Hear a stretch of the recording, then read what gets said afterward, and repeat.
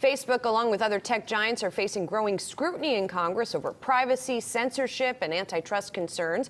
We're joined now by Senator Marsha Blackburn from Tennessee. She chairs the Senate Judiciary Committee's Tech Task Force. And Senator, I know that you have been examining the issue of privacy closely.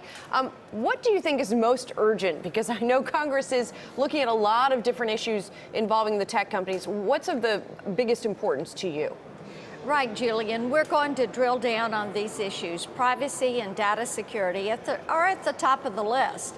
And this is something that I hear about on a daily basis. And I will tell you, many times, the questions come from moms.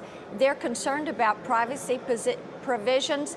Women that are working in human resources with employees, they're concerned about protecting that privacy. And of course, I have the bipartisan Browser Act, which deals with privacy, which would allow individuals the ability to opt in and protect their sensitive data and make a choice as to whether or not they want to share that. And then for non-sensitive data, they would have the ability to opt out. It also would put one set of regulations in place for the entire internet ecosystem and give us that basic privacy framework that we don't have on the books. The other thing it would do is put the FTC in charge of privacy. They're in charge of privacy in the physical space. This would also give them the ability to have more oversight in the virtual space.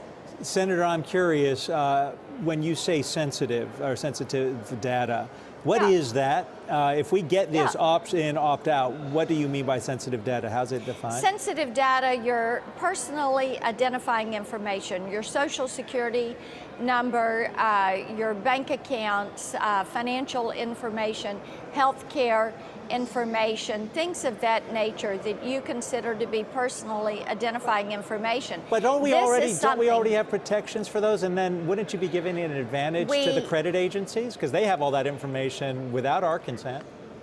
No, what you would do, there are provisions in place through Gramm-Leach-Bliley for the financial institutions. What does not exist are those protections when it comes to some of the transactional life that people are now beginning to conduct online, and third-party vendors that may be using that information.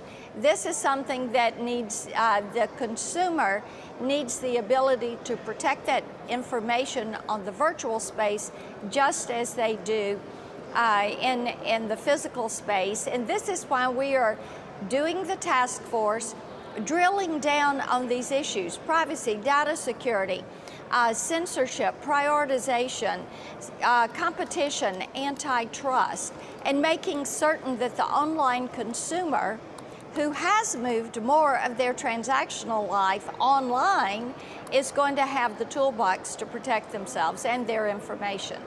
Senator, we talk a lot about the disconnect here between those moms who come to you and are concerned about privacy, and I'm one of them certainly, and then what people actually do. In other words, a lot of people say they're concerned about privacy. They say they're concerned about some of the social media giants, but they go right back on and look at their friends' birthdays and their kids' pictures and all this. So do you think that we're actually going to see any kind of change in behavior or increase in protections when these companies are still making a lot of money off of their customers?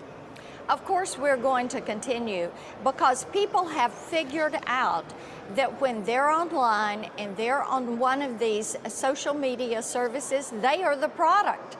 And they're being data mined, they're being tracked, they're being followed. And I was talking with a mom last week, and she was discussing her middle school child's process online.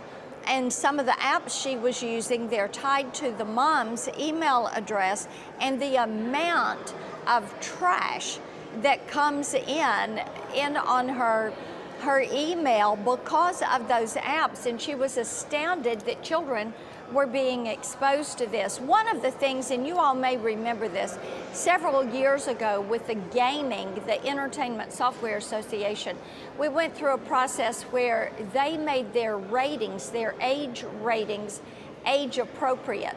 That is something we need to look at for apps, because in the case of Snapchat, they say they're appropriate for ages 12 and above.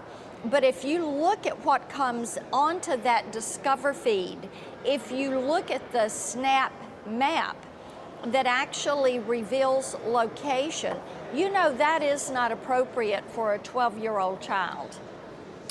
I would say you're right. Senator Marsha Blackburn joining us from Capitol Hill. Thank you. Thank you, Senator. Good to be with you. Thank you.